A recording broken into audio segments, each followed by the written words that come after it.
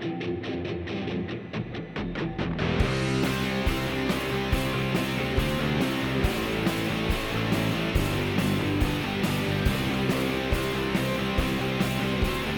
tempos em tempos aqui no canal nós fizemos troca das máquinas. Dessa vez vendemos o Samsung Book 2 e o PC Gamer que montamos ano passado, entre agosto e setembro, para trazer um notebook gamer novamente, com uma boa pegada custo-benefício. O modelo escolhido foi o Acer Nitro V15. Essa é a versão equipada com a RTX 4050 e o Intel Core i5-13420H. É atualmente um dos mais procurados do Brasil e abaixo do 5K ele realmente se torna uma boa opção, principalmente a versão que já vem com 16 GB de memória RAM. Neste vídeo vamos abordar alguns pontos positivos e também, é claro, alguns pontos negativos desta máquina. Detalhe interessante porque escolhemos esse modelo e não o Lenovo Lock ou o Dell G15 ou até mesmo o Asus TUF A15 na mesma faixa de preço. O Lenovo, a versão mais entrada, tem apenas um slot de memória RAM.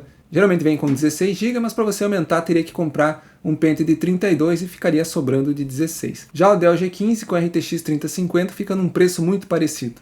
Mas a RTX 4050 tem tecnologias mais novas, como o DLSS 3, e nesse caso pesou mais para a escolha do Acer. Já a Asus na época não encontrei uma boa opção de preço com a RTX 4050, então o preço da 3050 ficava superior a esse modelo, então obviamente escolhemos o Acer. No design, o Nitro V15 é muito parecido com o Nitro 5, da qual herda a maioria das características. O design nesse modelo é mais sóbrio, mais discreto, comparado com o Nitro 5 anterior, que tinha os detalhes em vermelho, o teclado também. Esse aqui é mais sóbrio, se podemos dizer assim. Ele é feito totalmente de plástico, ele está um pouco mais fino e um pouco mais leve que o seu antecessor, com 2,1 kg e mais ou menos 2,3 cm de espessura. O detalhe é que tem bastante marca de dedos nesse plástico.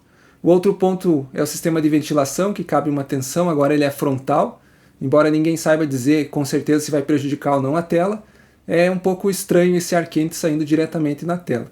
Embora a Acer tenha engenheiros que devem ter feito bastante teste para saber se isso realmente pode afetar a tela no futuro. O tempo vai nos dizer. O teclado vem no padrão ABNT2, teclado numérico. Agora ele é retroiluminado na cor branca, que contribui para esse visual mais discreto. E é um teclado confortável para se digitar. Já o trackpad é compatível com os gestos de precisão do Windows.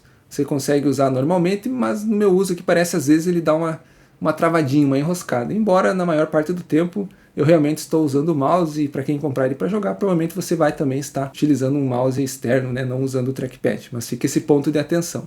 Já o webcam é 720p HD, que é normal para esses notebooks de entrada. A qualidade é bem base, eu vou deixar um exemplo aí do microfone e webcam para você ter uma ideia. Aqui então a nossa webcam, ela é 720p, Full HD, o microfone também para você ter uma ideia de como está a questão do áudio. Então, para uma videochamada de trabalho, alguma coisa mais casual, tá ok. Para coisas mais profissionais, você vai precisar mais qualidade. Aí ou você compra uma webcam separada, uma Logitech, usa o celular, enfim, aí você precisa uma outra alternativa. Embora os notebooks, basicamente de entrada, todos vão ser nesse padrão mesmo. Na lateral esquerda você vai encontrar a entrada de energia proprietária, a porta Ethernet RJ45 para rede Gigabit, um HDMI 2.1, duas portas USB 3.2 e a destaque que é uma USB tipo C com suporte de Thunderbolt 4, que permite inclusive carregar o notebook em até 100 watts, ou seja, vai carregar, vai servir para o uso padrão dele, mas para jogos é importante você usar o carregador que vem junto com ele, que vai até 135 watts, que deveria inclusive ser maior para nós poder extrairmos mais da RTX 4050, mas depois a gente comenta mais sobre isso. Na lateral direita temos uma terceira porta USB 3.2, o tipo A, e o conector combo P2, tanto para microfone e fone. E a ranhura para você colocar o cadeado de segurança Kensington. Na parte traseira não temos nenhuma porta, seria interessante para quem quer usar ele na mesa, com as conexões ficarem os cabos escondidos, algo que a Dell tem feito, alguns modelos da Lenovo também, mas a Acer ainda não adotou isso por aqui. Ele traz conexão Wi-Fi, padrão 6, e também Bluetooth 5.1. A tela dele é 15.6 polegadas, com uma resolução Full HD e utiliza um painel IPS, garantindo bons ângulos de visão. Para os gamers, o ponto positivo é a taxa de atualização,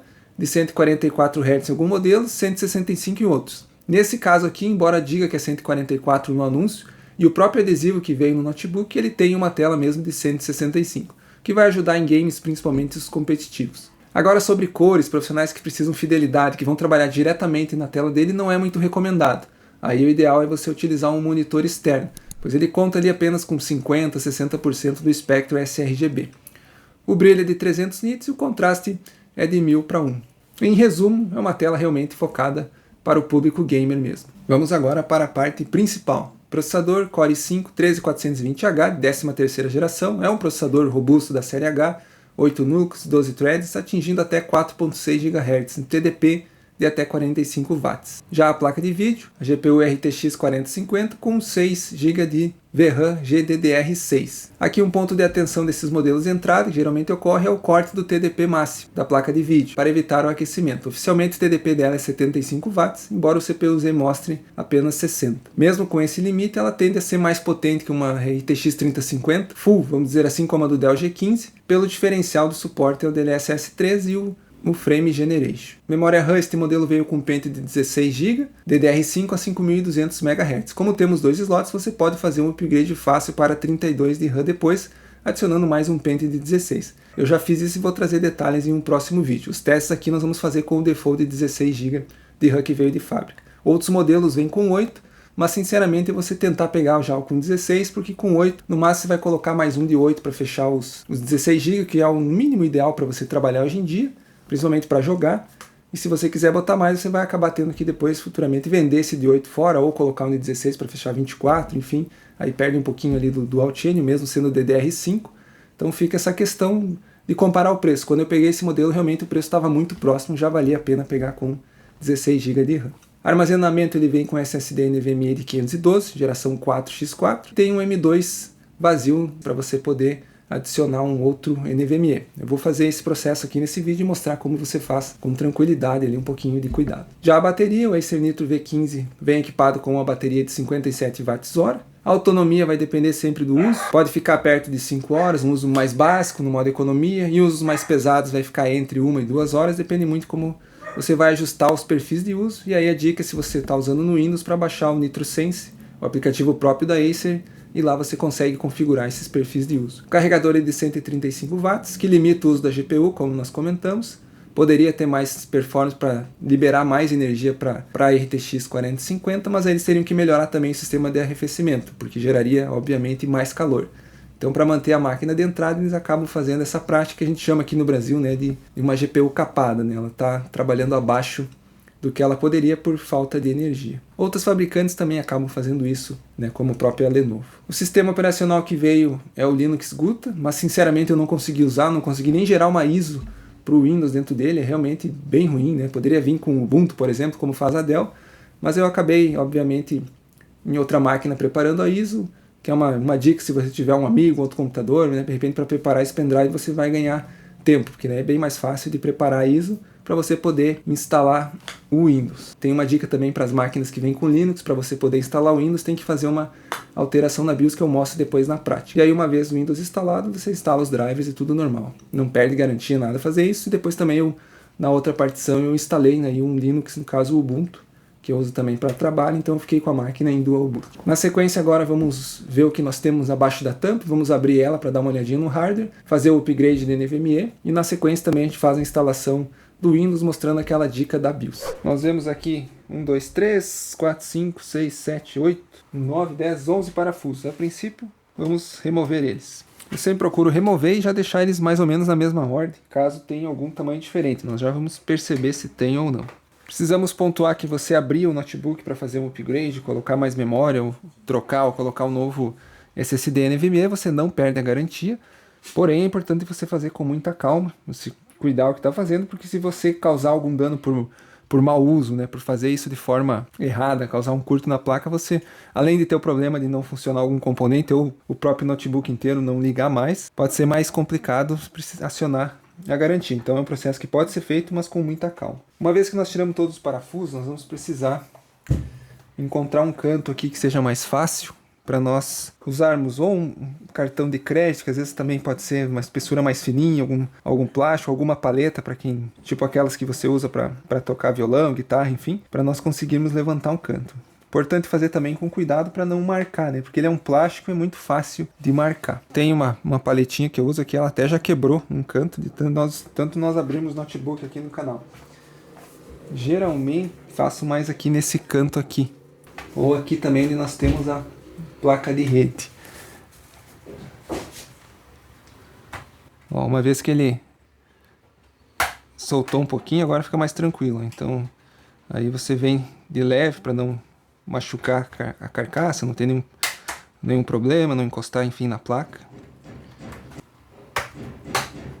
Você vai vendo que ele vai soltando. A minha câmera aqui não ajuda muito, mas eu acredito que vai dar para você entender aí como fazer esse processo.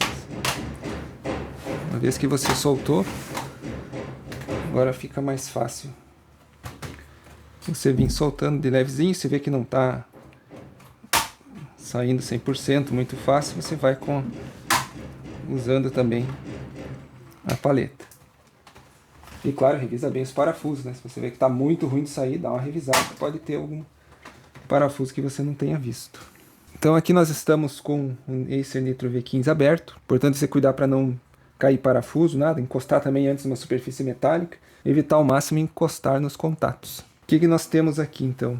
Sistema de resfriamento dele. Antes era separado, um cooler em cada lado, agora eles juntaram e a saída ficou aqui, fica na tela, depois nós vamos olhar isso. Eu vi que tem gerado bastante debates do pessoal aí no YouTube, em outros lugares, sobre se é uma boa prática ou não, mas enfim. Aqui nós temos um pente de memória. A vantagem desse modelo com 16 é que você já tem um pente só. Eu estava verificando o Dell G15, se você pegasse com 16, vinha 2 pentes de 8. E aí se você futuramente precisa colocar 32, você tem que descartar 2 de 8 para colocar 2 de 16, então você acaba tendo que depois vender, enfim, para não perder esses pentes. Nós temos aqui o slot 1, que é um PCI Express 4, já com NVMe de 512 que veio junto, e nós temos do lado aqui um PCI Express 3, que você pode colocar, ambos aceitam um NVMe de 1 TB cada um. Então é isso que nós vamos fazer hoje. Eu tenho aqui um outro NVMe de 1 TB, eu vou deixar o 512 para rodar o Ubuntu, que eu uso também para trabalho, e vou colocar o de 1 TB para nós instalarmos o Windows e também rodar jogos e testes que necessitam, fica mais fácil rodar no Windows. Então é mais ou menos isso que nós vamos fazer agora. O upgrade é bem tranquilo, lembrando que sempre que você for mexer é importante você desligar a bateria para poder desenergizar, né? Não deixar nada energizado na placa, justamente para evitar qualquer queima. Se você olhar os comentários dos outros notebooks aí, que nós abrimos, fizemos o upgrade, sempre tem, né, o pessoal comentando que teve problema. Inclusive até para desligar a bateria tem que fazer com calma. Eu não gosto muito de fazer isso, mas é preciso. Porque até esses conectores da bateria eles são frágeis, então tem que cuidar para não arrebentar esse conector. No caso aqui do Acer, ele está aqui atrás desse plástico e aqui ele tem uma proteção. É mais depois eu coloco de volta o conectorzinho e nós puxarmos ele. Às vezes pode ser até com a mão. Com a unha aqui eu consegui puxar e desplugar o notebook. Agora espera um pouquinho, ele está já sem energia, a gente pode mexer. Isso é importante para NVMe e geralmente upgrade de memória que você vai poder fazer. Você vai ver que tem os chanfros aqui. Você olha na placa e faz a conexão. Antes deixa eu tirar o parafuso aqui, que eu não vi que tinha importante esse parafuso para nós poder prender o NVMe. Então retira o parafuso. Você vai ver que ele entra também da forma um pouquinho inclinada. Uma vez que ele entra um pouquinho inclinado, você já fixa, baixa ele aqui e parafusa. Então dessa forma nós temos aí um roteiro seguro para você estar conferindo e quando precisar fazer um upgrade dentro do seu Acer Nitro V15. Agora eu vou plugar de volta a bateria, vou pôr de volta as proteções que vieram junto. Embora até eu ache estranho você deixar um plástico ali ligado, né, encostado ali na parte de aquecimento. Vou deixar sem esse plástico, só botar de volta a proteção do cabo flat. Então assim agora está feito o processo, só colocarmos a tampa de novo e na mesma ordem dos parafusos nós parafusarmos eles, que é o que eu vou fazer aqui na sequência. Isso eu já tinha ouvido nos comentários naquele outro vídeo que nós fizemos para a instalação do Windows, né, em dispositivos que vêm com Linux. E aconteceu aqui no Acer também, isso acontecia no Acer 5, né, no Acer V, aconteceu no Asus TUF F15 que eu tinha e aconteceu aqui também nesse Acer V15 de não mostrar aqui os discos disponíveis, né. Eu estou aqui, como nós vimos ali no upgrade, com 2 NVMEs, um de 1 TB e um de 512, mas nenhum deles está mostrando aqui. Então o que nós vamos fazer? Nós vamos ESC aqui para cancelar, DG a gente encerrar sim. Vamos sair aqui também com a tecla ESC. Ele não está funcionando no touchpad ainda no Windows, talvez tenha que instalar provavelmente os drives depois. Então ESC, deseja sair e vamos ficar apertando a tecla Delete, que ele vai reiniciar a máquina e nós vamos apertar a tecla Delete para entrar na BIOS do Acer. No caso aqui o Delete ele abriu o boot menu, talvez seja o F2, mas se ele abrir isso aqui para você, caso ele não caia direto na BIOS, acho que é o F2 então. Mas se abrir aqui, você vem aqui em System Setup, que ele vai entrar na BIOS para nós descobrir aqui onde é que a gente libera para poder liberar a instalação do Windows lá e enxergarmos os SSDs na máquina. Entramos aqui na BIOS, nós vamos vir aqui na aba Main. Aqui na Main ele não está mostrando algumas opções, então nós vamos digitar Ctrl S. E uma vez que nós digitamos o Ctrl S, vejam que ele habilita algumas opções a mais. E o nosso vilão é esse cara aqui, VMD Controle. Nós precisamos desabilitá-lo. Veja que ao clicar ele já desabilitou. F10 para sair, com o Save Exit, procurando por disco. Agora ele listou certinho. O disco 1 não alocado é o novo, o SSD novo de 1 TB. E o disco 2, na verdade, é o nosso pendrive. Então, nesse caso, isso é uma formatação, você tem que tomar cuidado se você tem outras coisas. Nós temos vídeos aí mostrando esse detalhe mais a passo, não é o foco desse vídeo, mas você pode perder dados se você já estiver usando e de repente selecionar a partição errada aqui, formatar a partição errada. No caso, nós vamos instalar o Windows nessa aqui, que não está alocada. Então eu vou clicar em avançar aqui, que eu acredito que ele vai gerar as partições necessárias do Windows. Para os jogos eu vou colocar os gráficos aqui comparativos apenas para a gente não deixar o vídeo muito longo. Nós vamos fazer um próximo vídeo aí com os testes na prática, daí a gente coloca rodando os jogos com 16 e também com 32 GB. Provavelmente o próximo vídeo aí que nós vamos lançar. Mas para nós ter uma ideia aqui, nós testamos, por exemplo, o CSGO 2 com um gráfico no baixo para pegar o máximo possível de FPS, e ele ficou na casa dos 120. Ele tinha os picos 140 quadros, 150, mas na média mesmo ficou um pouco abaixo disso. Aqui é o i5 13420H, que não consegue tocar mais quadro do que isso. Quando nós subimos para o alto, para exigir um pouco mais da GPU, ele ficou na média dos 90 quadros. Mas indo lá para um Delta Force, que já tem a tecnologia do DLSS, nós vamos ver que o Delta Force no baixo, sem o DLSS, ele ficou na casa dos 70 quadros. Mas quando você liga o DLSS e o Frame Generation, no baixo, ele bateu 145 quadros, o que é excelente para um competitivo. E nós tivemos até como aumentar o gráfico para o alto, por exemplo, e ficou na casa dos 130. Você joga bem tranquilo com um gráfico bonito. Já no Forza, nós tivemos bons resultados também. O Forza no alto, 140 quadros, sempre aqui usando o DLSS, né, que é uma tecnologia, principalmente o 3, os jogos que tem, você vai ter um ganho expressivo aí com o Frame Generation. Então, Forza, 140 quadros no alto, e no Ultra ele ficou na caixa de 85. O jogo realmente fica bem bonito. GTA V no muito alto, na casa de 80 FPS. O Expedition 33, um jogo mais novo, também no médio, com DLSS na casa dos 67 quadros, 70. Ali naquela cena inicial, ele tem bastante NPC para renderizar em tela. E depois, por último, Cyberpunk também, ficando ali no alto, em torno de 55 quadros, com Ray Tracing ligado, e no Ultra, com 40 quadros. Então, mais ou menos nessa média.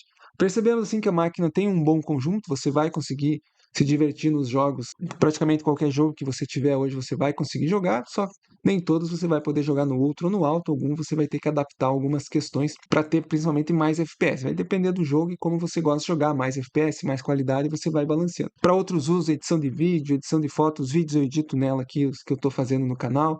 Eu uso ela também na área da programação, com WSL, só aí precisa mais memória, né? Precisa dos 32 GB para você ter mais fluidez se você trabalhar no Windows, e no Linux com 16 GB você faz também toda essa parte de programação, emulação de Android bem tranquilo. 32, óbvio, você vai ter mais margem, mas ela funciona muito bem. E eu também quero fazer alguns testes rodando algumas IAs locais, né? Rodando alguns softwares que vão carregar modelos próprios aqui dentro, por exemplo, um Llama, um DeepSeek. E aí, para isso, eu também vou trazer novos vídeos na sequência aí, para nós fazer alguns testes aí de ferramentas que usam IA localmente, para ver o que a RTX 4050 consegue entregar. Vai ter limite por causa de ser uma 4050, uma linha de entrada, e também por ter apenas 6 GB de VRAM. Precisaria no mínimo 8, e o ideal seria aí já 12 para 16. Mas alguma coisa é possível fazer, então na sequência eu vou trazendo isso aí. Então, obrigado para quem assistiu e até o próximo vídeo.